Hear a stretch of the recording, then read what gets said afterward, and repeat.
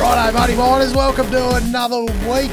Jonas, Benedict, how are you, Copper? Matthew, Michael, I'm excited. We've got a great chat to share with the Money Miners today. I know, one up the sleeve. I love a good one up the sleeve. Very handy. And, mate, it was bloody that good. It had to come out today. Couldn't keep it locked. Mate, Friday, we interviewed Romano Sala Tenna. So he's the portfolio manager at Katana Asset Management. So he's part of the Cottesloe Mafia, you'd say, down Russell Delroy territory. So, we couldn't help but ask him all about that. Yeah, so, mate, bloody brilliant yarn. So I guess we led off with a lot about the macro, because the macro influences obviously a lot of bloody funds' investment thesis, and especially Katana. So, mate, great overview of what's going on macro in Australia and around the world. These guys, great bloody insight. These guys aren't a resource-specific fund. They invest across the board, but have a good, 25% chunk of their portfolio in the materials sector. So it's good to get that overview. Yeah, mate, stocks. We talk some stocks, JD. Plenty of them. Unloaded. MinRes is their biggest allocation, so big chunk on MinRes. So that was good. The quote from him was, it is one of only 3 stocks they've ever had with over a 5% allocation of the fund's capital towards. So that goes to show a bit of the thinking behind their bet and the conviction that they have on MinRes. What else we speak about? We spoke about a few of the goldies. Regis got a mention, De Grey got a mention, West African. Yep, a few of the coal names, Yancoal, Coronado and Whitehaven, with that transaction to be completed pretty soon. Pilbara was another one that got a good mention with the huge short position and the stake that Aussie Super have and everything around that. Santos, Woodside, South32, West Farmers. Mate, what didn't we bloody talk about, JD? Not a lot, mate. We covered everything. It was bloody all happening with Big Romano. So, mate, and it was just a brilliant chat, and equivalent brilliance I see to the InvestorHub product. Like, when brilliant, is that the first word that comes to mind, JD, for you? It's the only word that comes to mind, mate. Oh, it's, mate, because we've gone in depth about what InvestorHub provides mining companies to better engage their shareholders and just like separate themselves from the pack. Here's further validation, JD. I've found more. Lay it on me, mate. I didn't know there needed to be more, but I've found it. Mate, the Gina Reinhardt-backed Brazilian rare earths is now on InvestorHub. There you go. Mate, because Gina and Hancock, they got the most bloody money going around, and she's thinking about what's the long term going to look like? What's going to be the legacy of the Reinhardt name? And, mate, you see, big money for Liontown, big money for Azure.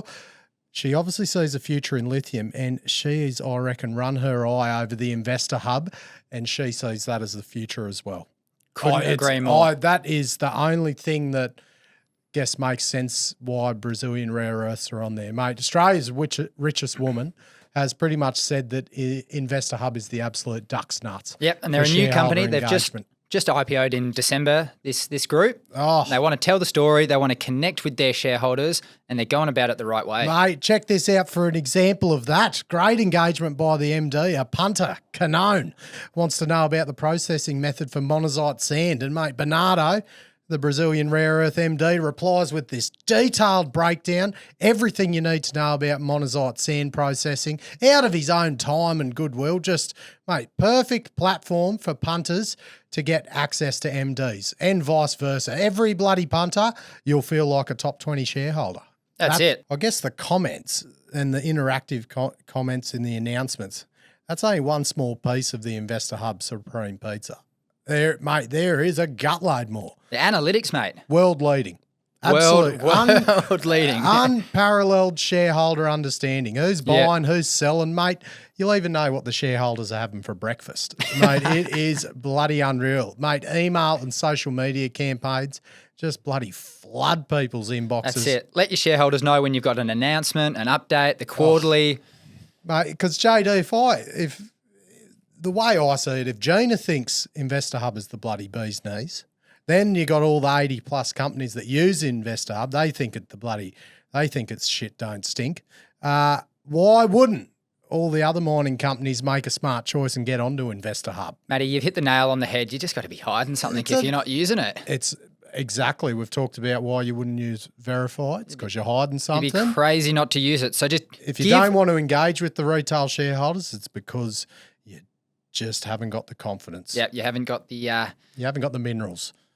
There we go. Could be either way. Mate, Give Rory at InvestorHub an email. That's Rory, RHORI, at InvestorHub.com. Give him an email. Get in touch. Mate, he'll have you signed up quicker than you can say, Rory, get me on there. That's it. It's that bloody easy. Oh, mate, you're on there. Done. That's it. Thank Brilliant. you, InvestorHub. Thank you very much, mate. Now, JD, before we get into Romano's yarn, I did say I was going to have a big announcement for the money miners from my, guess what's my personal bar. Mate, I heard there was a lot of sleepless money miners over the weekend. I know. Here it is. All right.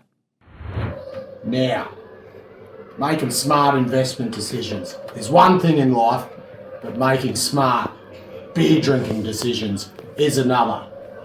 This is the official announcement that I'm converting from Swan Draft Oh, how good's that? to Dingo. Now, do a good thing for WA beer. And this is WA real beer, not craft beer cat piss. And get a dingo up ya.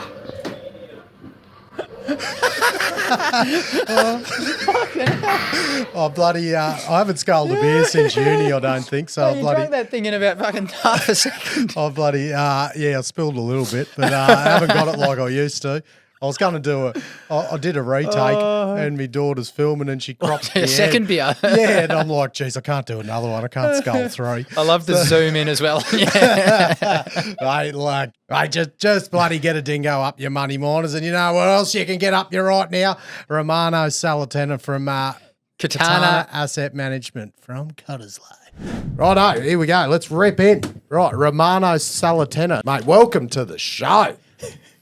On a Friday too. Lucky we're doing it sober. So I don't know if we're airing on a Friday, but we're recording on a Friday. We're recording on a Friday, mate. Right, let's give the bloody JD. You got the bloody notes in front of you. Give the spiel. Tell Romano who he is. I think he can speak for himself. But we've got the founder of Katana Asset Management here with us today. Not a resource specific fund manager, but got a good allocation to the materials sector. So that's what we're keen to dive into, as well as your investment style and your views on the market and everything in and around that. But I want to start with where the fund is based, because I read an article in the AFR that came out last year, and it sounded like there weren't enough good stories here in the heart in West Perth for you. So you've made the move out to Cottesloe. How's that treating you? Yeah, look, we've gone out to the part of the Cottesloe Mafia there on Forest Street. I think you just about throw a rock over between every fund manager in WA at the moment. Look, I think it's more about our catchment. You know, you've got the Golden Triangle there. You've got Del Keith, Cottesloe, Mosman Park and so forth. So nothing to do with the quality of the people that live in West Perth. It's really more about trying to capture that. Now, I think it's worked because we've had people feel really comfortable to drop into the office and get an update on where we're at. You use the word catchment, but I know you're really talking about minimising your own driving time getting there, because I'm sure everyone that works there lives in the Golden Triangle. one or two, not all of us. No. And more casual dress sense as well. Like, well, you look at Rusty's obviously one end of the spectrum, but at least you don't have to wear a bloody suit and shit down Cottesloe every day. No, you don't. And a lot of stuff we do is like this. So, we wear a nice shirt, and I haven't even done that today, but, and our jocks are a pair of shorts under the table. That's right, mate. Matty doesn't have shoes I on. don't have shoes. Yeah, no, I'm not conforming. Mate, okay, tell us about, the fund, but the mining side. What, and the mandate. What drives the investment thesis?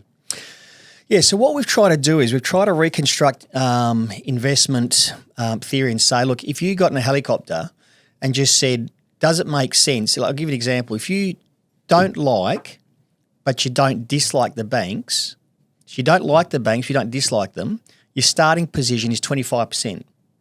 Now, in any other industry, that seems crazy. You don't like something, but you don't dislike it, so you're neutral, you have 25%. So what we've tried to do is we've tried to say, let's remove any artificial constraints. So anything that artificially constrains our performance, let's take it out of the mix. We love constraints where they add value to the process, but where it artificially constrains it, we take it out. So it's one of those constraints is sector. Why be a resources-only fund or a non-resources fund? Size. Why be large cap or why need to be small cap? Style. Why only be a value investor or why be a growth investor? We're style agnostic. Why we use technical analysis overlay in everything we do. So part of that mix is resources or material stocks, and at different stages of the cycle, we'll go quite overweight as we are a little bit at the moment in that sector, and that can either be top down driven or bottom up. Another one's cash, right? Because you can go up to 80% cash, whereas most fund managers certainly don't have that privilege. Yeah, look, exactly. I mean, what we find with cash, and that's a really good point, is that where our cash decisions are made from a bottom-up basis, we generally get it right and add value. In other words, because we've had a lot of profit-taking stocks and can't find things to reinvest in. But where we make a macro call on cash, where it's a top-down driven decision, we often get that wrong and detract value from our performance. So you're currently at 25% cash. I think I sort of saw in the latest monthly report you did. What can we sort of read into your view on the market from that relatively high cash position? Yeah, probably the short answer is that we're wrong. But I think the longer we're under 20% now, and I think if you look at where we've come from 35% cash, which is a position we are not comfortable with, and it was driven by some bottom up, but mainly a top down view of the world. We had the view that the consumer had to get impacted substantially more than it has been to date. That still might happen. But today, there's no doubt we've been wrong. We just cannot believe the degree to which people are still spending. We can't believe the degree to which the consumer discretionary stocks have still held up.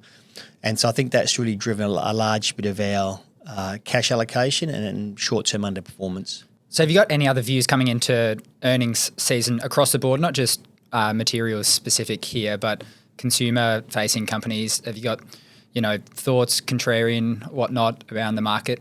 Contrarian's good if you got them. We are. Look, I think in terms of consumer discretionary, the retail stocks, I think they're not quite priced to perfection, but it's very hard to see you can squeeze much more out of that lemon. It's, you've got Nick Scully where it is and JB Hi-Fi and a couple of the best. Very hard to see. Like things have to stay really good to justify those valuations. I think that the downside now is that things do contract even slightly, and I think some of those multiples contract as well. I think if you look at where we think the market goes over the next year, look, as they say, the purpose of economists is to make fortune tellers look good. I mean, who knows really? But what we think, we have to have something to guide our thinking. What we sort of think is that over the next little while, we hit a period of volatility as the interest rates start to bite, consumption does start to contract. As corporates fight for that dollar, not only do their sales contract, but margins contract because they start to reduce pricing. So we do think you hit a patch of volatility, of turbulence. We then think you get the inevitable interest rate cuts, and that kicks off the rally. So, in broad terms, over the next, 3 to 6 months, you get some volatility, and then somewhere in the back half of the year, you start to get a further rally in the market as rate cuts come through. So do you think when that period between when you said where you're predicting the volatility to when the interest rates will start going down, because by the sounds you think discretionary have held on somehow during an ascending interest rate environment, do you think that's going to just not hold on till those rates come down? There's going to be a bit of a pop?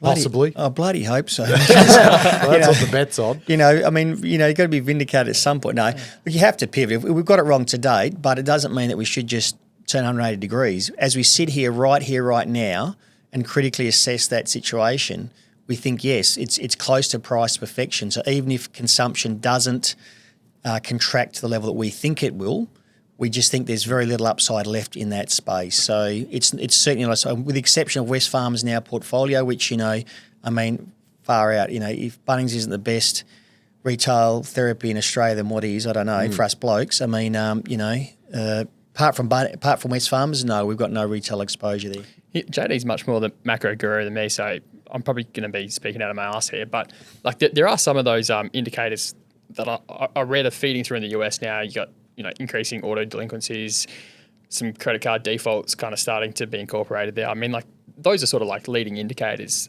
generally for a bit of a correction, aren't they? Are you kind of thinking about how that could flow through? Absolutely, and we were expecting those leading indicators 12 months ago. This is the thing that's gotten us. Like they have to occur as part of the cycle, but it's taken so long for them to start to show up. We just saw, for example, 2 days ago in Australia, unemployment rates kicked up finally. But what we saw prior to that was the number of ads on SEEK starting to sort of dramatically fall off, which is a better leading indicator. Unemployment's a lagging indicator. It's the last shoe to drop. So by the time you're responding to unemployment, you've already missed the bus. So we are starting to see some of these things, but we have been surprised at the extent of the COVID buffers, how much money people saved during COVID and how much that sort of helped them through this. And also, of course, the critical aspect is property revaluations. Everyone was forecasting, some very famous commentators are forecasting a 15-20% collapse in the price of property, which pulls out equity, which, puts a lot of households in distress. When property has kept going up, worst case scenario, you've still got something to work with. And I think that's been the piece we've got a bit wrong. What about the aspect of, in Australia, mortgages coming off the fixed rate terms and going on to variable at a much higher? Is that a little pending thing that's about to happen? I'm not too up on it. Yeah, so that's largely run its course now. But people can handle the first 6 to 12 months with buffers, and then it'll start to bite.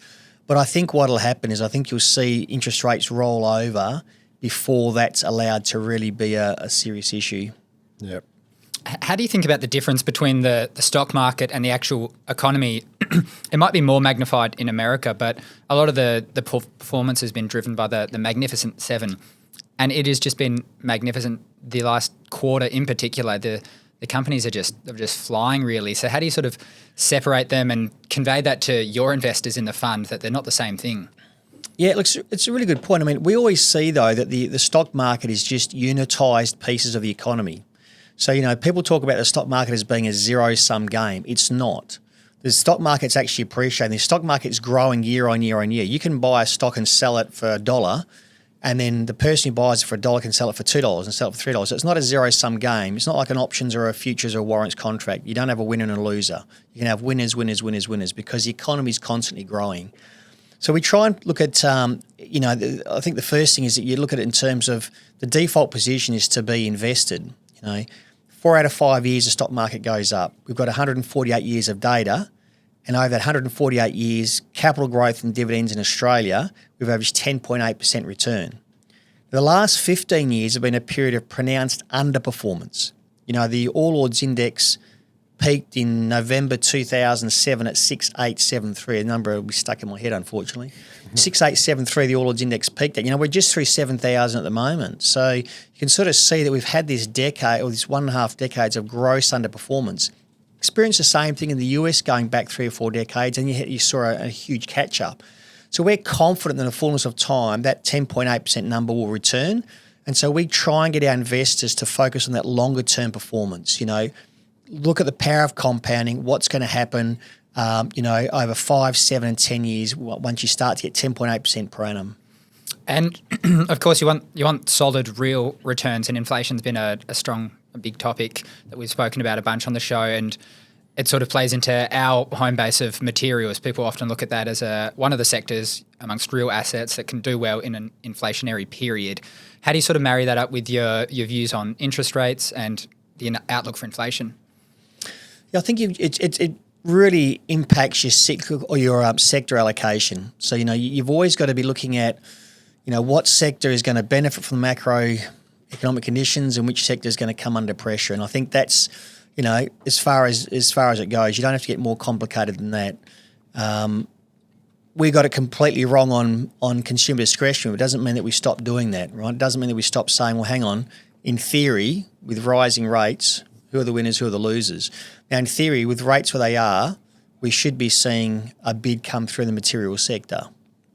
When rates come down, who do you see, not just in mining, everywhere, that is going to benefit mostly? Like, obviously, gold and copper come to mind in a lowering interest rate environment. What else do you think? Yeah, certainly in the resources end, there are a couple of winners there. I mean, I think if you see rates coming down, you've got to understand that rates are coming down for a reason. They're coming down because the economy is contracting. And so you've got to say, well, who wins in an environment where the economy contracts and who loses? You know, in theory, the winners are your defensives and those who've got great business models. You know, then part of the reason you've seen, you know, this consensus view on the Magnificent Seven is because they are the ones that are quality businesses with pricing power. They can actually pass on the margin increase. You know, if things are contracting, you know, the poor business models find it much harder to maintain their margin. Can you name the Magnificent Seven, JD? It's all the big tech in America, essentially. Microsoft, Apple, Nvidia, Amazon, Alphabet. Jeez. I thought you'd missed Facebook. Facebook. Meta, mate. Meta, of course. Yeah. But I mean, the other factor there, of course, is just flows, mates. Flow funds. Flow of funds. It's self-fulfilling. A big AJC. That's been a big, an increasing point of conversation amongst, you know, money managers is the role that passive has had, and you know, one of the side effects is you get increased concentration. Basically, the largest stocks get larger because at the margin that's where the flows kind of accumulate, and especially if you have low float, which a lot of them do because they've got high ownership of founders, etc. Then their share prices just go even higher. We had this exact same conversation in our investment committee meeting a week ago. Yeah. Like, you know, understanding, like in the US, for example, last year, passive investing surpassed active money for the first time in history. Now, we're seeing it in Australia here too. You know, like CommBank is on 20 times earnings, you know, and I put a sell on it the other day in the media, and it's sort of like shooting Bambi's mother, isn't it? I mean, you know, you just can't put a sell on CommBank. But the reality is on 20 times earnings, on 2.4, 2.5 times price to book, on anything you want to put on that, it is a sell. But if people suddenly say, I want to invest in the ASX, and 5 cents in every dollar they put to an ETF goes into CommBank, and no one's selling CommBank shares because guess what? Mums and dads got them with a cost base of $40 and have to pay huge tax bills. So the supply side is restricted. The demand keeps coming. Guess what? It keeps going higher. And I think the classic case was Afterpay. You know, we don't shorten our fund, thank God, because I wanted to short Afterpay at $15 a share, and I tried it on the directors' fund, couldn't get borrow. Thankfully, the stock then ran to $150 a share. Right. Now that last that's when you wanted to short. But how did you know? But that last $50 was no one who bought in that last $50 wanted to buy. But all the active money that were either set or gone. That last from 150, it was all the passive money that had to buy because it suddenly got on the ASX 20. How does Afterpay get in the ASX 20? I don't know. But it suddenly got on the ASX 20. So all this passive money has to be bailing in the stocks. And this is now for investors has to be something they consider more than ever before. Yeah, it's the dumbest money possible in a lot of ways because passive basically says, if you give me inflows, I will buy at any price. There's no consideration for value. It's all about you know, redemptions and inflows. And it's AVZ. I think there's a bit more to it as well on the active management side of things because a lot of the managers face career risk. You know, if you've got this train of money constantly going in that leads the market higher and higher and higher, you know, that's what you're being measured against. You know, it's your relative performance. So you've got to explain to your investors how you haven't kept up with the market, and it's all good and well saying I can't buy that thing on X multiple, but if the market keeps rocketing up at 20% per annum or whatever, it's a tough gig to be in. Look, it really is. And I think the other thing is to say, well, how do we make money out of this? Like anytime you identify a theme, like I think there's a major theme that active money is now becoming less important than passive money.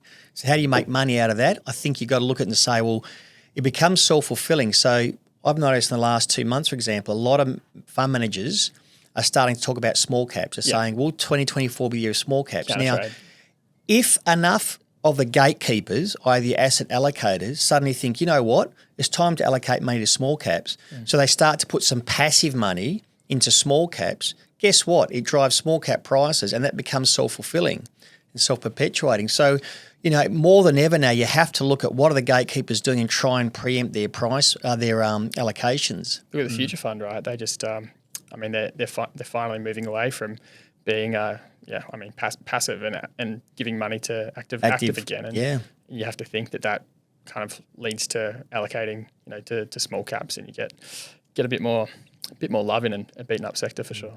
So let's talk about some of those value bloody opportunities, mate, because we care about mining stocks. Lay them on a platter for us, Romano. Shall we start with the, from what I could tell, was the biggest position in the portfolio, regardless of sector, MinRes. So we've spoken about it at length in the show. Oh, we've mentioned them a couple of times, haven't we? Once or twice. Yeah. So why not start with the lithium part of the business, seeing as that's what all people wanted to talk about for the longest time, was they reported in the latest quarterly that all three operations were still profitable at these prices. Have you got a view on that and expectations coming into the half-year results? Yeah, well, a bit of history there firstly. I mean, in my broking days when I was at Bell Potter, we actually floated the company. So Brad Shuller and myself did the IPO there. And it was funny because there was a crash in the market and we could better get the IPO away. I think we repriced it to 90 cents a share and dropped it from $22 million to $18 million. That was in 2006 there. So, it's come a long way from 90 cents a share, hasn't it? So we know the company really well. And we've got, an analyst who spends an enormous amount of time on that model. And we've probably got the best model in Australia on that company. And there's probably only a handful of stocks we can actually claim that. Like, you can't be that good on a lot of stocks. It takes a lot of time and effort. But that's a company that we know really well. And in our portfolio, that's gone between 0% weighting. So 2 years ago, we had it 0%. And now it's our largest position. It's been up as high as 7 or 8%. And a bit of context again, we've only had 3 stocks in 18 years weighted above 5% in our portfolio: CommBank, CSL, and Mineral Resources. Yeah. So, we do like it and we do know it really well. In terms of 3 divisions, we sort of see 4 divisions now because I think energy is going to be that fourth one coming through. And if you talk to management, they are very excited about the scale of that. They don't believe the market has any understanding of just how big the Perth Basin is going to be. I think, an export license is the missing piece of that puzzle. If you go back 2 years ago, everyone was so bullish on lithium and saying, why the heck are you persevering with Onslow? Why the heck are you persevering with iron ore? Fast forward today, iron ore price is sitting $130 a tonne, right? That's record price in Aussie dollars. They've got 35 million tonne will start coming on in June this year. Now, 12-month ramp up, they don't have 100% of it, etc. But if they got a big chunk of those tonnes and the iron ore price is anywhere above $100 a tonne, we've modelled it in ours at $75 a tonne, anything above $100 a tonne, and they are absolutely printing cash. So I think that's the key to focus on. Like, they've got the 3 divisions there with the 4th coming through and maybe a 5th down the track as well. I think you just got to keep it simple. Mining crushing services is their bread and butter.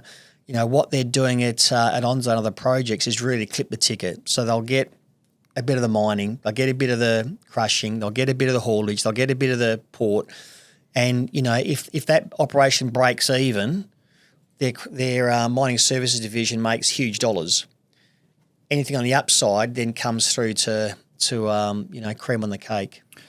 Just on the haulage part of the business, they've been public recently that they want to sell down 49% of the road from Onslow to the port there. Have you got, or what sort of expectations have you got around the price and the benefit that'll flow into the net debt position for the company? Yeah, look, we're above market. We sort of think somewhere between 1 to 1.5 billion, but it largely depends on what parameters are put on that, because obviously, you try to make a commercial return when interest rates are a little bit higher than they were, say, when this would have been ideal to consummate 2 years ago, looking at the cost of capital. So there's a lot of factors around that in terms of, what can they negotiate. I think to look at the headline dollar value, the capex they get in isolation would be wrong. You've got to look at the overall picture in terms of what it does to their OPEX. Do you think, what business legs could they add beyond energy in the future, do you think? Would they get into gold? Because as you said, like the iron ore is like the diverse, because they're, that big now, iron ore is the thing that's diversified against lithium, which is going to possibly save them in this lithium environment. Do you think they're going to diversify beyond what they are now or not? I bloody wish they would. Like I've pitched, in different life, pitched gold and coal projects, and now coal's probably something that's going to have a PR detraction or contraction on them, so they're not going to go down that space. But certainly something like gold, I think is a great diversification, and something like, I'm just talking own book here a bit. Why not? Something like De Grey, right? It's 85 k's from Port Hedland. It's in their backyard. You know, I mean, that is the third largest undeveloped gold project in the world and the only one in Australia. I mean, they've been going, 4 years in the drill bit, and they've got 10.5 million ounces at Hemi and sort of 12.5 million ounces. I mean, it's unheard of. And that thing just keeps growing. So, you know, and it's a large-scale crushing. Well, they'd love to crush 10 million tonne for someone. 100%. Yeah. So, you know, so if someone's out there who's much smarter than I am, maybe Tim Dave, you can pitch the grade to them, well, that would be a great idea.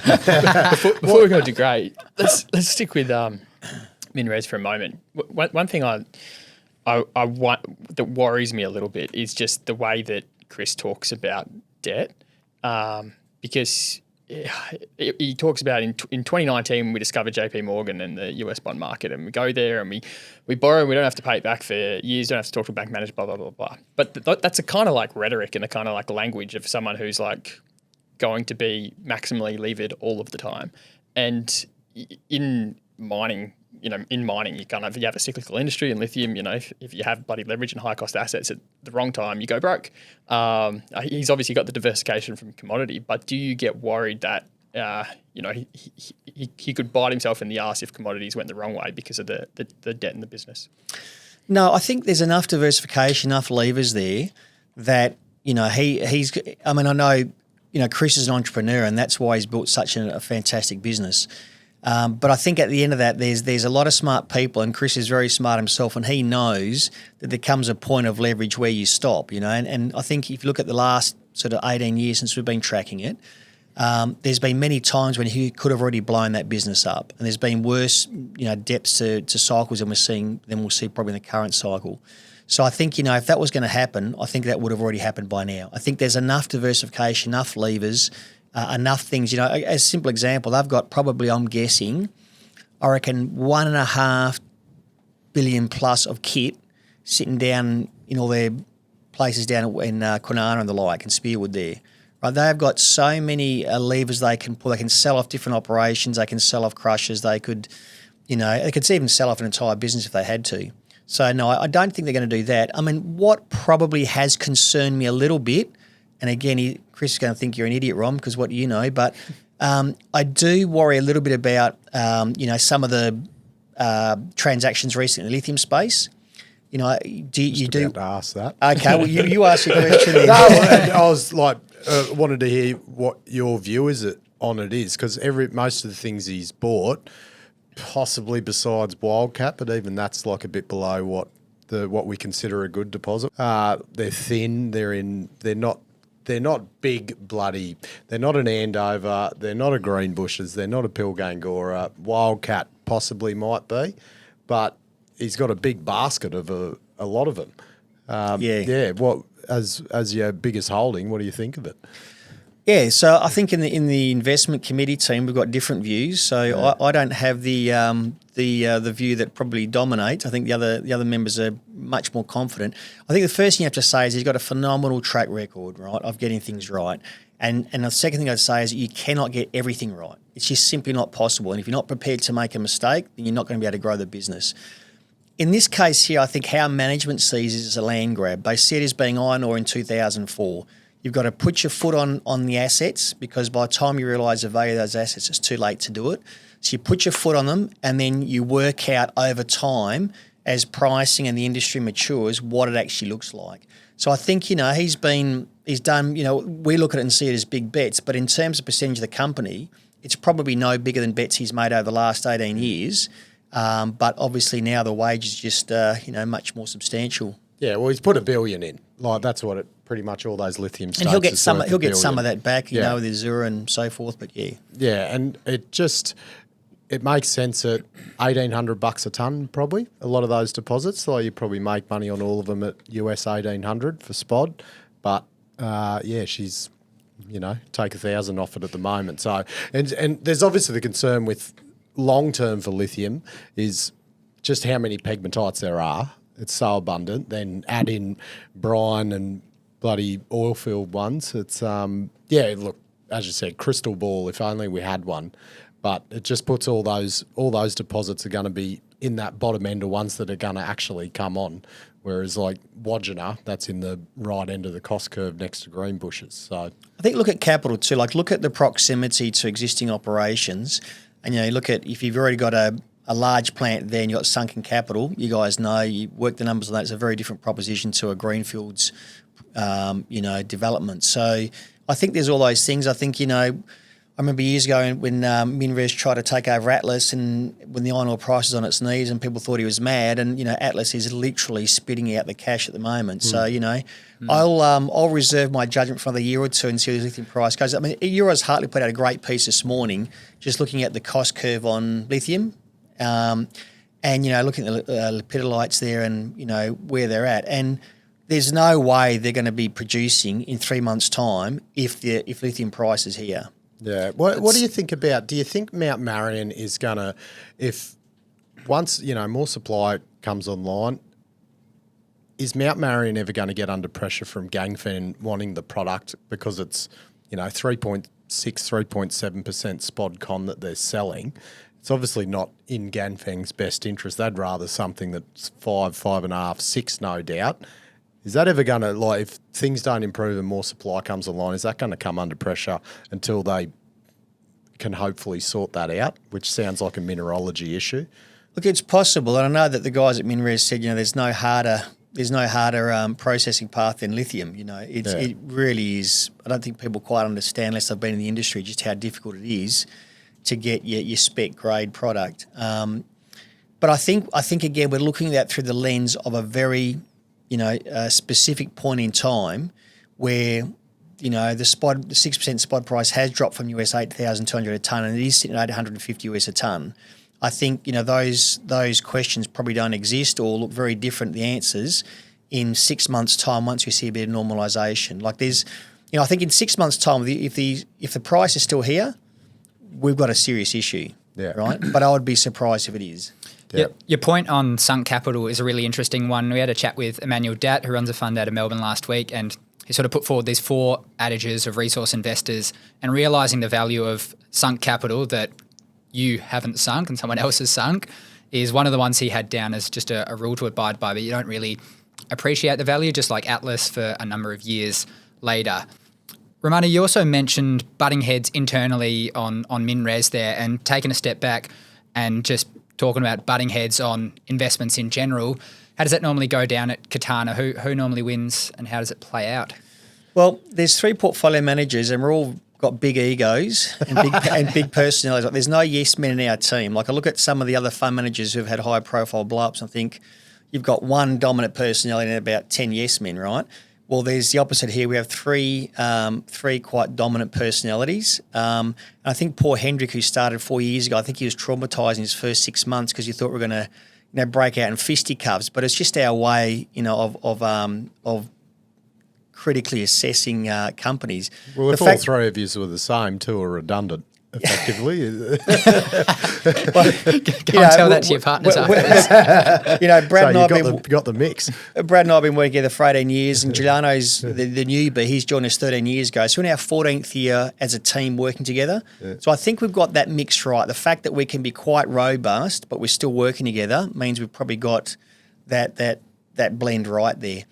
In terms of how we run things, so we run, as I said, we try and take out artificial constraints. So we look at anything, anywhere, anytime. So I can be looking at De Grey, or I can be looking at a copper player, I can be looking at, Wesfarmers. Once I get a company to the position that I'm actually comfortable to put in the portfolio, I then work with Hendrik, our analyst. We put up an investment submission, submit that to the team, and then in the investment committee, it has to be unanimous, not just majority, but unanimous. So, and Hendrik's part of the investment committee as well. So the 4 of us must agree to invest in something, otherwise we don't. Copper. I love copper. Love talking about copper. First question I ask a lot of people, and I always hear different answers. Do you think the lowering of copper stockpiles and the anticipated lack of supply, do you think that's going to be the catalyst for the copper price lift, or is it going to be lowering interest rates and global growth to be the catalyst? What's going to kick it off? Can I throw a third one in there? Underinvestment in future supply and increasing timeframes from a regulatory perspective. Just trying to get anything permitted these days. The time horizon just blowing out and the uncertainty there. So I think all those things throw into the mix. I'm not sure which is the most likely one to drive the near-term price, but how we think about copper is that the problem with lithium, as an example or comparison, is that it's a very thin, opaque market, right? So you're going to get wild swings. A small change in demand, small change in supply has a wild swing.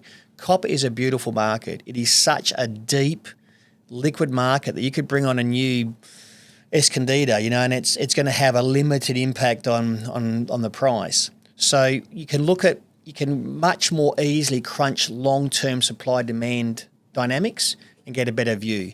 And when you do that, we come out with a really rosy picture on what copper looks like over the next 5 or so years. I think you start to see some shortfalls there. Whether it's which drivers, I'm not exactly sure, but we do see, because it's such a deep and liquid market, we do see a really nice outlook for copper. And you've held the Global X Copper Miners Index in the past, I think I saw. Yeah, we still own it, unfortunately. Look, every time we use an ETF to play a theme, we generally underperform or get our fingers blown off. If we had to just put it all into Sandfire or BHP as our original thinking was, we would have done much, much better. The problem with that particular one is it's the Y.AXW. In theory, it's a great one because it's got 45 copper stocks globally and 20 large caps copper stocks. In theory, we should have had a good re-rating, but it hasn't because there's always something that's having an operational issue or something that's underperforming there. So our First largest quantum, just bloody halves overnight. our largest copper position is Sandfire. And we've been trading it up and down, but we're holding our nerve at the moment because we just don't see another way to play it. When did you get into Sandfire? What part of the journey? How far back do you want to go? Yeah, well, I worked there at DeGrussa in the early days. So and I remember it got up to nearly $10 and then just never really recovered. And in terms of a value to a share price, the company's obviously a lot bigger now. But paid a bit of a divvy along the way, but yeah. We've been over the last 15 raise. years. We've been in and out of the stock, and probably the last time about 2 years ago we started coming back in meaningfully. Yeah. Is that post Matza acquisition? Yeah, correct. Yep. Yeah. So is it more just do you see that as one of the? I'm talking probably globally, one of the best pure play exposures to this pending copper lift? Our problem is that our mandate is ASX listed, so we have to buy anything that's listed on the ASX. So we can't look globally. I would say from the little I know, there are better global pure plays, but on the ASX, it's the only one that would consider to be investment grade. You can buy Capstone now, mate. They just listed on the ASX. Yes, Right. CDI. Yeah. Okay. And There you Metals go, Ac- mate. I gave you a tip today. Okay. clip the ticket on that one. and Metals Acquisition Corp you'll be able to buy in a couple of weeks. We've got to speak about that. Yeah. Did you go in the book? Did you bid into it? We didn't. Look, it's certainly one we're following. We've opened a file on it. It didn't sort of get there for us. A lot of equity needs to come on board to de-lever, right? I assume that's the view you've taken? There were quite a number of things that we looked at that didn't quite get there for us, yes. Yeah. Yep.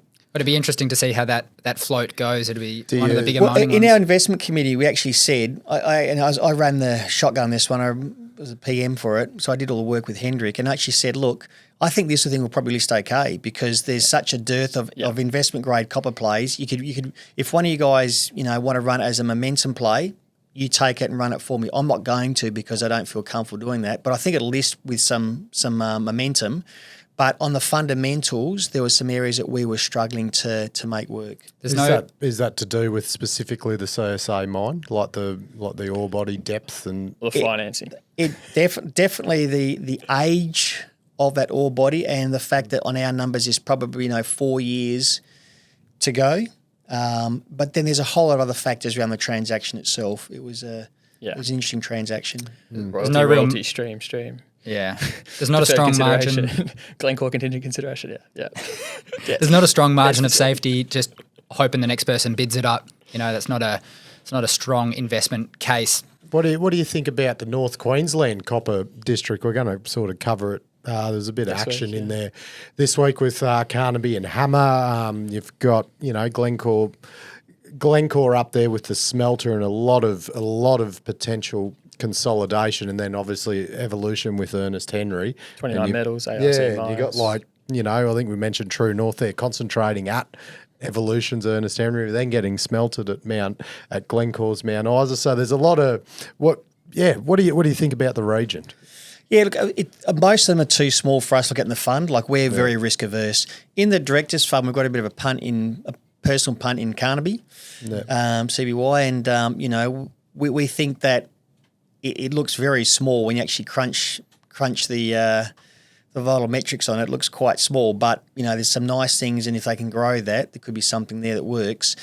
Glencore is very motivated to find other sources of ore, and you guys would know why and understand all that. And there's a whole lot of reasons around that. So I think it makes sense that a transaction will be done of sorts.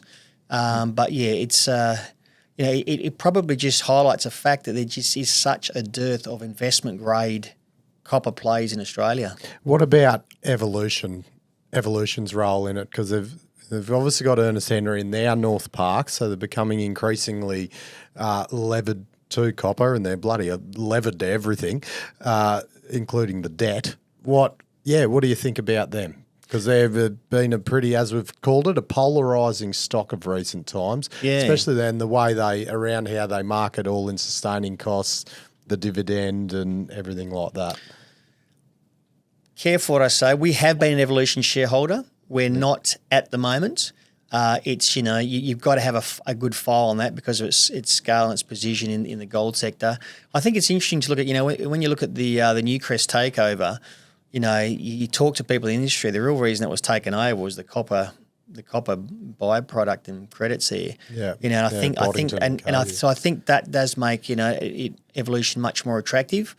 We're not there at the moment, but I suspect at some stage we'll be again. But there'll be some things we'd need to see. Yeah, right. We'll let you know when we're releasing the episode, mate. Okay. Hopefully, let us know if you're in yet or not. So the gold stocks that you do have a position in, or Regis comes to mind. So, what's the thinking there? I mean, we made the comment, I think it might have been 2 weeks ago, that for the first time in a long time, Regis is kind of an interesting stock. Hedge book overhang bloody gone, and you've got hopefully a pathway for McPhillamys to get developed. Looks the like the royalty knock on the door from IGO's no good. It looks like that Regis not our problem. But they look like they'd be in the crosshairs of a few companies just with that exposure to McPhillamys like that, and there's a bit of the getting exposure to Tropicana. That's a brilliant operation. Yep. And I think word on the decline. There was a couple saying, "Oh yeah, we could help you with that." What's your take? Yeah, unfortunately, Regis isn't our finest hour. We've been there for quite a while, and but we have played a rearguard action with it. When we get a decision wrong, and that was the one we got actually wrong, we then look at right here, right now, what do we do with it? And there's some things that are going to cause us to run for the door: the debt profile, declining earnings, quality of operations, management, etc. We've run the rule back over Regis, and we're comfortable with those things. I think a bit of shout out to Jim Bayer there. I think, and you might want to go back into the history on this, but he inherited the single worst hedge book in the history of the Australian gold industry. Yep. They were rolling some bloody hedges from 1,200 Aussie an ounce, 1,200 Aussie, right? And they just kept rolling them. Yeah. No one talks about this, by the way. No one talks about this, right? And he picked up, that was the absolute hospital hand pass when he picked up that hedge book. Now, to his credit, he had a strategy, and they've been winding it down, from 465,000 ounces. They've got it down to zero now. I don't know if they did the right thing buying out that last bit. That time will tell there, but only a few months off. But now suddenly he comes into an environment where he's got a couple of good operations. Now, you did mention Duketon there, but I think the thing people have missed on Duketon, you're an underground miner, I think, aren't you? So the thing people have missed is that they've just gone underground on 2 of their operations, right? And these underground mines, once they start underground, just keep giving. you don't drill from the surface because it's too bloody expensive. So you keep drilling out 3, 4, 5 years of reserves. So they've got 4 or 5 years of reserves there in the undergrounds, right? They'll just keep drilling that out as they go through it. And you'll probably see close to 100% reserve replenishment year on year on year. So in 10 years... Typical gold mining. Yeah, so in 10 years' time, we'll be saying, they've still got 5-year reserve life, but it's only 5 years, Very different thinking from when they had the open pit. And everyone's still thinking the open pit mentality. And so they're running a discount on it. So you look at those things, it's the third largest on the ASX. People, have to run the rule over it. But the other thing to look at is that, with McPhillamys, can they still defeat from the jaws of victory any more times? I don't know. But hopefully they bloody get this thing across the line. Hopefully the Section 10 comes through. And we do see that because it is, those grades for open pit, 2 million ounces. We know there's a lot more ounces there. 2 million is your starting point. Okay. They don't want to drill out any more, but they know there's a lot more ounces there. It's probably a 20-year open pit mine life with that grade. That's a lot of money. I think with Duketon, Garden Well and Rosemont to some degree, they obviously went through a lot of shit with water at the start. And I think my understanding is it's a lot better now because they've got deeper and below it. But there was some crazy high pressure water videos I saw. Oh, right. It's interesting when you're talking about the hedge book with Regis. Obviously that got inherited from the Mark Clark days, but who's an accountant, mate, so he knew what he was doing. Yeah. It seems like it's possibly, you look at like Capricorn obviously bought out some hedges.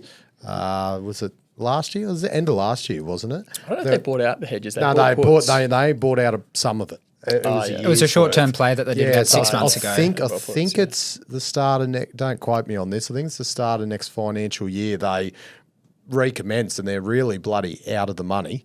So whether that's getting kicked down the road again with Capricorn, I think they've started rolling some hedges again. I'm happy to be fact check on this. I'm pretty sure the strategy is kind of been redone at Capricorn where they're rolling hedges, which basically means in some of your near-term hedge books, say your next 6 months or whatever, basically gets pushed to the back end, but that effectively happens at a much lower, real gold price than before. Yeah. So you kick the can down the road and you maximise near-term cash flow. So in a near-term multiple, you still trade really well, but Trav, the system works. Why fix it? You pay the price for it. You're going to pay the piper at some point, unless the gold price rolls over. It just looks like it's formulating again to a degree. Sean Russo, we did an interview with, which if you get the chance to listen to it, he talked through that whole kind of strategy. It was really interesting. I think the key that was the thing to do back then, from what Russo was saying. Like the mentality, like that was everyone just kicked it down the road.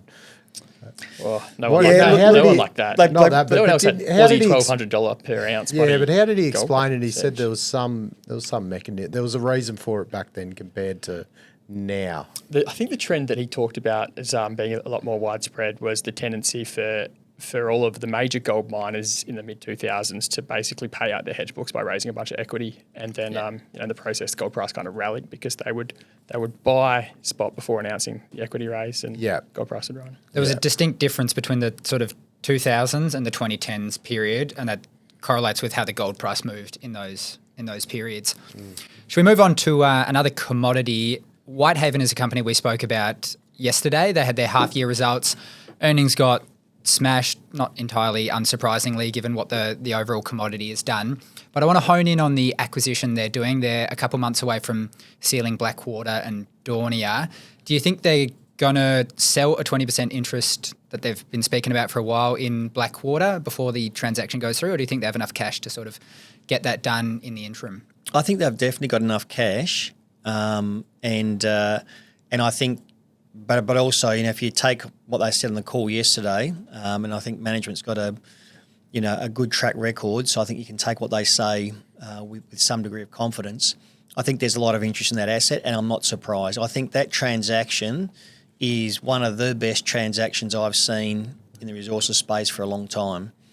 They basically, I think there's a one-liner on that call which really stuck in my mind, which is that they've doubled their production without issuing another share. Between the cash reserves they had, 1 to 1.1 billion they've borrowed, and then they've effectively got the vendor to finance the balance, right? BHP is effectively financing 3 years of of their debt out of cash flow. So from my end, I think, if that stock's not in a top 10 in the next month or two, then it's because one of the PMs has bashed me over the head and stopped me. But I think from my end, it'll be in the top 10 pretty quickly. It looks like a cracking transaction. And we're talking to a couple of the brokers this morning. Most of the models haven't caught up. So one of the brokers we saw, this is a tier one broker. They've increased the tons to 30 million, but they've still got they've forgot to put the met coal price in there, right? So it's all 30 million tons at 120 US. And another broker hasn't put through the acquisition numbers yet because they're waiting until the 2nd of April until it consummates. So I think there's some real catch up to play in the analyst community here. And I think that Whitehaven is going to have a serious re-rating over the coming months. They basically, I can't remember the multiple that they paid, but I remember it was maybe 6 weeks later you saw Glencore buy a Tex coal business, and it was probably lower cost assets, better quality, different jurisdiction, obviously, but the multiple that they paid was from memory, it was like a whole bloody number less. It was like, I can't remember the multiple, but off my head, I remember reading that transaction and thinking, well, there's the market clearing price for the equivalent transaction, and it's a lower multiple by a serious number. And did Whitehaven have to pay that much, right? Because was there really anyone else left at that stage of the process? It's a good question. I mean, get an investment banker on the show and ask them the question. I don't know. My old team sold the asset, but they won't talk to me. But I think you've got to look at a couple of things there. First, you've got to look at the fact that next door they've got this bloody great big deposit. Whitehaven have that. Is that literally you can see their deposit from the coal shed right next door. So. They are going to get the best synergies out of those acquisitions, Ardania and Blackwater, than anyone. So that's the first thing. Second, they know those assets really well, okay, because of proximity and for other reason. I think if you look at the transaction they were able to do, in terms of the vendor financing, in terms of, the fact they didn't have to issue any new shares, irrespective of global peer multiples, I think it just makes so much sense. Like if you think it was widgets or, lemons as opposed to coal, and you said, would I do this transaction with these parameters and this EPS accretion? Does it make sense? Yes, it does. And I think EPS accretion with debt is always bloody possible, though, mate. Yeah, but again, I think that debt's modest. On our numbers, I think we've just updated our model yesterday, and I think worst case is this current financial unit blows out, and they'll have 1.4 billion Aussie debt in the peak of their debt. Now, on those earnings. Yeah, we're really comfortable with that. On 30 million tonne, minimum 30 million tonne per annum, probably close to 35, 50-50 mix met coal thermal. Very comfortable with those numbers. You touched on management earlier as well, sort of saying that they've been solid performers, which I think you could fairly make the argument, although a lot of people have also thrown up the argument that alignment hasn't always been there with Paul, the CEO, selling down stock and, constantly selling down stock every year. How do you sort of think about the alignment in that business and as well more broadly amongst the companies you invest in? Well, the coal space isn't going to win any awards for management, unfortunately. We sit here going, for example, and I better be careful what I say, Stanmore, mate. How does Coronado continue to put out the numbers it is with metallurgical coal at 310 US a tonne, and we're just sitting here and our model is just we do the model and then we look at the numbers and we go, how does this reconcile? We just don't get it. So I think the bar is not exceptionally high in the coal space for management, and not being disparaging, but there's a lot of teams there that just aren't doing a great job. But no, I disagree. I think, what I like about Whitehaven is their preparedness to actually get on and make things happen. Like a good management team in my mind is something like, Mineral Resources. They're not sitting back reacting. They're being proactive. And I think that's what I like about Whitehaven. They were getting on and being proactive. Certainly in this transaction, people can argue the valuation they paid for it. But, prior to that, they were actually using their capital in a buyback. We love buybacks. You buy back and cancel a share, that's one less share forever that you're going to be sharing your profits amongst. So, we like the way they speak. We like the way they think. We think you have to take on risk to grow a business. You've got to make sure you don't take on too much risk. We think they've taken the right amount of risk, and we think that in 2 years' time, when you're looking at the free cash flow that they're generating, you'll be going, wow, what a company transforming transaction. Keen to peel out your thinking and evolution, maybe from rolling out of Yancoal and into Whitehaven. For disclosure, I own Yancoal, so disregard what I have to say with a grain of salt on that front. But in the case of Yancoal, they invested the capital at a more depressed period of time, and now they're reaping the rewards of that. And in a period of kind of elevated commodity markets, they're distributing that to shareholders in the form of dividends presently, as opposed to Whitehaven, who will doing M&A and et cetera, and growth at an elevated price, where they're not able to have the same level of distributions to shareholders at this point in the cycle. Do you think about that cyclicality, or you just sort of take a much more long-term outlook on the commodity and think it stays elevated because of the supply dynamics there? Yeah, really good question. We've got a bit of Yancoal in the portfolio still. We have been selling down close to $6. We're selling down to recycle that capital into Whitehaven. And I do like, I've met the Yancoal team, and I like the way that they do things and operate and they go about it. Just, having said that, they did take on a lot more debt than Whitehaven's taken off this transaction. So if debt worries you, then, don't look at that one. That was a near-death experience. But the issue I just have is it's thermal coal. It's almost 100% thermal coal. And, thermal coal is US 120 odd a tonne right at the moment on Newcastle spot. Now, what we watch for thermal coal is we obviously watch the futures there, but we closely watch LNG, the LNG futures, because, win, lose or draw, that's going to be probably where it's going to get priced over time. LNG on most future horizons now is trading at less than $10 US and MMBTU. Now, to put it in perspective, long-term average is about 7 or 8, but during the last couple of years, it's been as high as 40-odd US and MMBTU, and that's when we saw that massive run-up in the thermal coal price through 300-400 a tonne briefly. That was on the back of the fact that you're running the numbers on LNG versus thermal, and it just doesn't stack up. Now, I think thermal's got to play some catch-up on the downside. I think there's still further downside weakness in the thermal coal price as it starts to rebase to a lower LNG multiple. Yeah. But I do like Yancoal, and look, they've got $1 billion there sitting there. They're going to probably announce a big divvy soon. So you could even sell into the hype on that. Should we talk about a bit of a more future-facing commodity, lithium? You mentioned that Pilbara was a holding of yours. What I'm interested to start with to hear about is the kind of where the stock sits with the, last time I checked, 21% in short sold interest, and how you sort of view how the price has come off relative to other lithium players.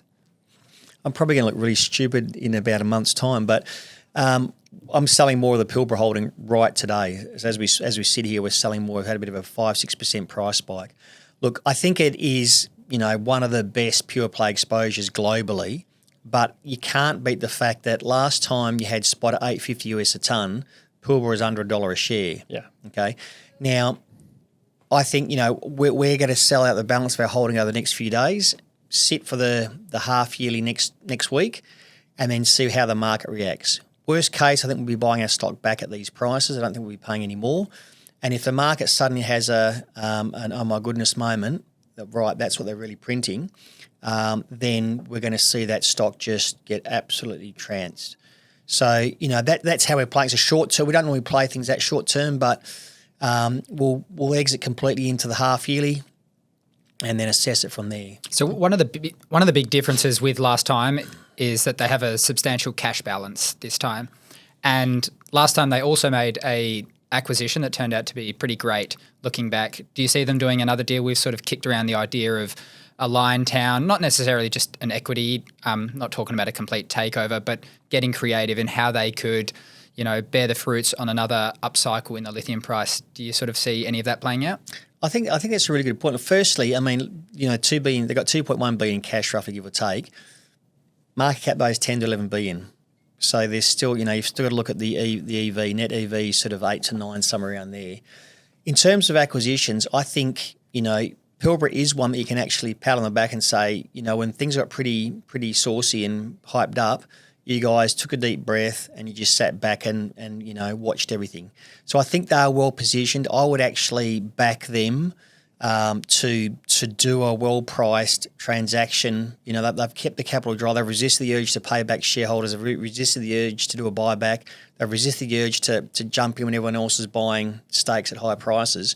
I think they're very well positioned to do a transaction, and I think that is more likely than less likely the path they'll take.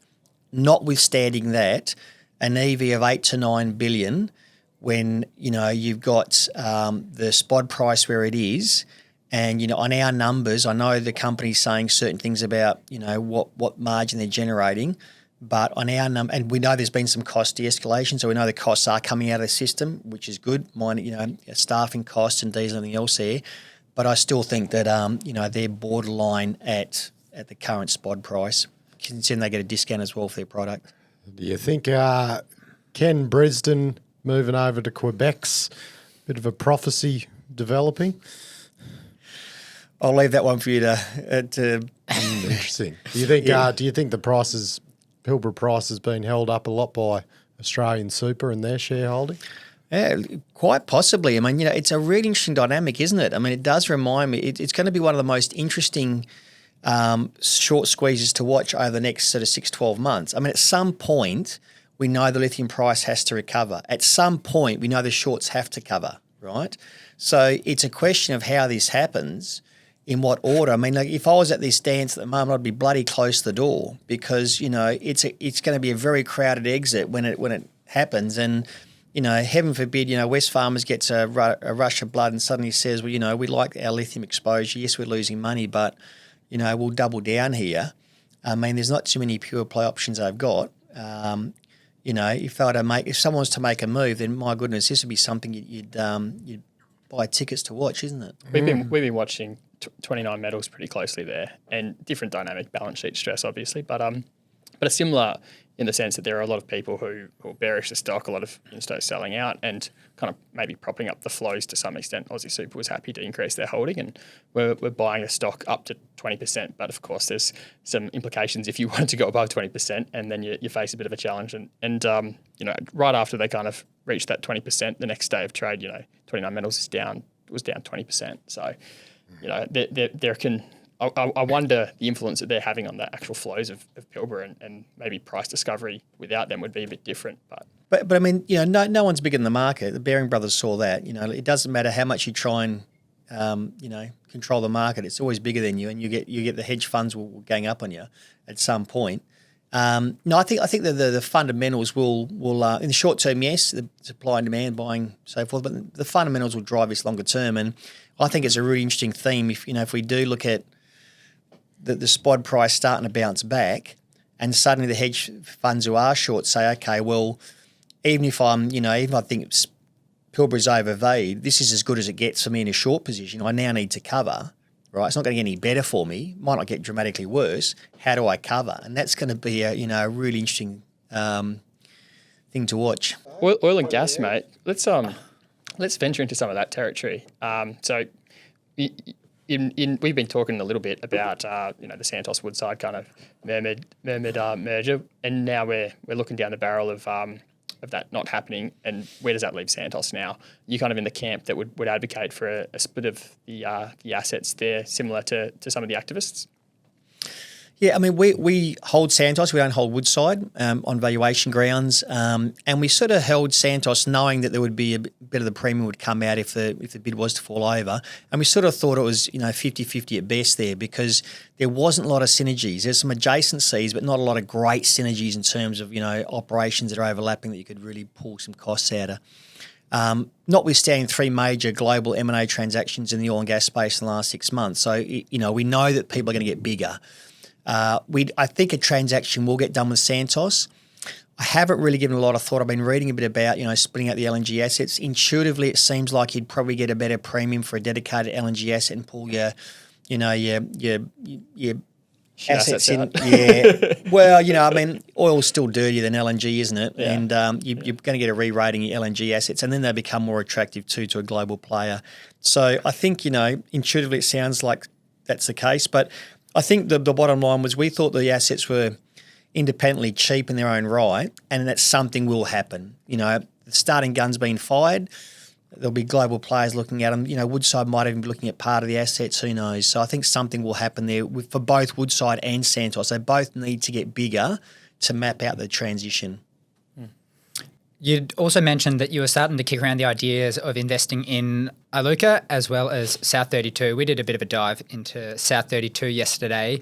Trevor, I'll give you the layup for this one to chat about. But I mean, Hermosa's the big question around that. Am I the only one that thinks that looked shit? Well, I think every analyst the shit on the call too. I don't think you're alone. Absolutely. Look, I'm getting. I'll be honest. Again, I've got to be careful what I say because it's a small world. But I just think management has just underplayed that company for the last 8 or 9 years since listing. I think they've just played it safe. And in the last 8 or 9 years, what have they got to show? Sierra Gorda and Hermosa. You look at Hermosa, the numbers are using a 40% uplift in the zinc price to justify a 12% IRR. Yeah, it's hard to justify. Now, management would say that, yes, but it gets back to this question about sunken costs. Once you've got the CapEx in there, the Taylor deposit funds a lot of these things, and then the other deposits make a lot more sense and give you much higher IRR in the coming years. And that could be true, though they do take a multi-decade approach to these things. I think the reality just proves that they know that they've got declining assets. They know they have to do something. This is the best of a bad bunch. I think the thing that saves them now is that, a couple of their commodities are at very low depressed prices. Aluminium, for example, nickel, the like. I think you see the inevitable cyclical upturn in these commodities, and that gives them the escape from here. But I don't think management's doing anything that I could put my hand on my heart and say, well, they're proactively leading us out of this. Yes, it's a bet. Well, that's what we said yesterday. It's a bloody gamble on zinc, and then even they admitted that it's a gamble on manganese. They're like, that could be our biggest thing there, or it could be nothing. So we'll wait and see. And lastly, just on Iluka, they got a massive free kick a couple of years back now to get things going at Eneabba. Flagged in December as well that there'd been a cost blowout, and they worded that pretty delicately. It was a blowout above consensus, which was already a blowout. So how are you looking at things and weighing them up there? Yeah, we've got a very small position that we've just put on around the $7 mark as a bit of a placeholder there. We find we tend to forget about things unless we've got them in the portfolio. And in the portfolio, we actually remind us about this stock. In the game. So we've got a small holding there. Look, there's a lot of things to really like. I mean, unfortunately, we talk about, again, copper being such a deep, liquid, transparent market, beautiful. Their main two commodities at the moment, sort of zircon and rutile and synthetic rutile, very, very opaque markets. I mean, they basically control them, right? So it's really hard to understand. Look at their announcements to figure out the price. Correct. So very hard to actually work out what the heck's going on. But we tend to think that those two are doing okay, and they're spitting out some good cash flow there. You've got the iron ore royalty in the background, of course, there too. But the rare earths there, I think, there's a bit of a question mark now over Trump and IRA. I think if we can make sure that, that the US is still committed to that, I think it makes sense what they've got there in the rare earth space. I think you've got to have a bit of a leap of faith. You've got to get through this CapEx blowout and what that looks like, because it could be further blowouts from here. They might get more free kicks to help them, though. Exactly. So, so I think they've got a massive package from the government to really, get them up and running and going. They've got limited risk they've taken on their own balance sheet. So, we're happy to sort of have a small holding there and just keep watching, doing the work, and just keep building up some data points. Yeah. Beautiful. Bloody, mate, that was sensational. Last question. Bloody, keep it going while we got him here. Yeah. What is your most non-consensus view? Yeah, I mean, I think probably some of the gold plays there. Like, we have held our nerve on a few gold plays. We think the macro still looks good. We just wish Bitcoin would disappear, because I think Bitcoin has stolen so much of gold's thunder. Like, gold would be 2,200 US if it wasn't for Bitcoin right here, right now, and it'd be the only game in town. But Until we get some clarity on that, what it looks like, there is still alternatives for the retail mums and dad publics. And I think, it's just gone through $1 trillion now US. So again, there is a decent amount of money that's playing that instead of playing that. I think the conversations come full circle because the ETFs have just listed for Bitcoin and the passive money's going in. So I think that might be in some sense self-fulfilling. I made 20% on me Bitcoin and sold out. That's like responsible Bitcoin investing. Ding, ding, ding. I wish you'd talk to my nephew there. Josh, if you're listening, heads out. But I think most non-consents, with some of our gold plays, like on a bottom-up basis, we look at things like De Grey, look at things like West Africa, and, we just say, okay, pretend it's not gold again, pretend it's widgets or lemons. Would you buy this company with this growth profile and these assets in this part of the cost curve? And we'd say, yeah, we would. Okay, the fact that it's gold is neither here nor there, so we'll build positions there. So I think, there's some great opportunities in the gold space that are trading very cheap because people are putting this gold macro overlay on it. Do you think it is directly correlated, the amount of money, safe haven money, goes into a pool and most of it is going to, say, gold? If Bitcoin rises, that it'll transfer out and go there? I think at the retail level, I think institutional land yet, it's just starting. Like I think that's one of the dangers for gold is that you do start to see institutional money say, well, Bitcoin now is at the level where we can actually invest in that and not have to say to our shareholders, what did we do, right? So I think that's the danger there is that you do start to see some flows from institutional money into some of the cryptos there. Having said that, if I can just make one more comment on this, I think, if anyone's watching the US debt profile, right, like if ever you wanted to make a case for gold, just pull up a chart of the US debt profile. And if you look at that, you say there is no way they get through this without printing money. If you print money, you devalue the currency. If you devalue the US dollar, the number one beneficiary of the devaluation of the US dollar is gold, has been for 100 years. So, the macro case for gold is very good.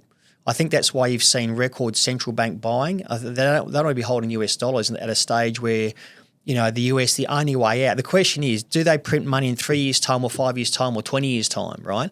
But the US doesn't get out of this cycle now. This spiral is too far gone. They don't fund their way out of this. They have to print money and devalue their currency to get out. And because all their debt's denominated in US dollars, right, they can actually do that. Australia could never do that because if we printed money, we'd devalue our currency and it'd undo itself, right? But their debt's denominated in US dollars. They can print as much money as they want. So can China. Do you think that the Australian, if that is the case, do you think the Australian gold price will sort of remain the same? Yeah, that's a really good point because everyone just looks at US gold price and they don't look at the fact that, last time the gold price was anywhere near here, we were almost at parity of the dollar.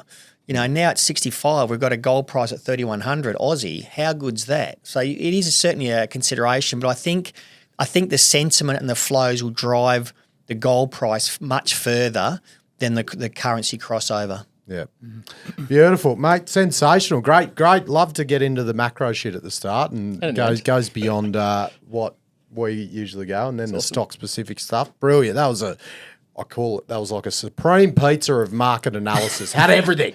Great. I love it. Mate, Romano, thank you very much. And mate, we'll come down to Qld next time. Yeah. Happy to have Go you down looking there. at houses, boys, if we can get this thing happening. The money of mine's coming in. Yeah, no, we went and seen Rusty last time out the front and they bloody pinged us both with parking tickets because I think everyone Cottesloe they've got plenty of money to pay. We're there for about 1 hour. Well, I'm about half an hour over, so I've probably got a parking ticket out front here. Yeah. Thanks for your time, all good, Romano. mate. Thank Appreciate you very it. much. Cheers. Okay. Oh, beautiful bloody work, JD. Mate, Great chat. Great to well orchestrated by yourself with the bloody question lines. teamwork and makes everything. the dream work, Matty Michael, and it was great to get a bit of a different lens on the investment environment at the moment with someone who looks at a bit more than just the material space, I thought. And the overarching and just to realise, and I mentioned this to you today, like we're bloody balls deep in this mining world every day. I suppose we've got to record and edit, but the knowledge that comes out of these, like how in tune they are with everything macro, micro,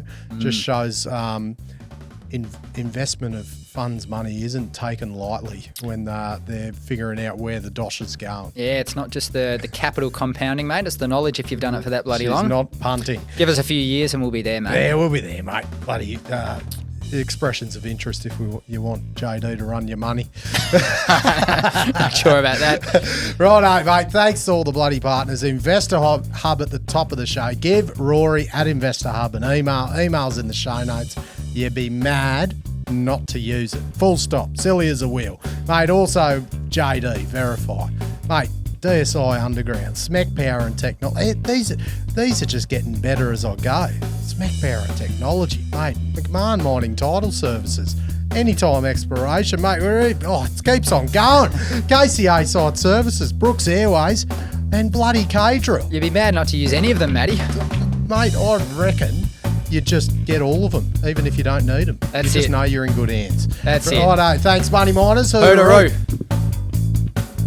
The information contained in this episode of Money of Mine is of general nature only and does not take into account the objectives, financial situation or needs of any particular person. Before making any investment decision, you should consult with your financial advisor and consider how appropriate the advice is to your objectives, financial situation and needs.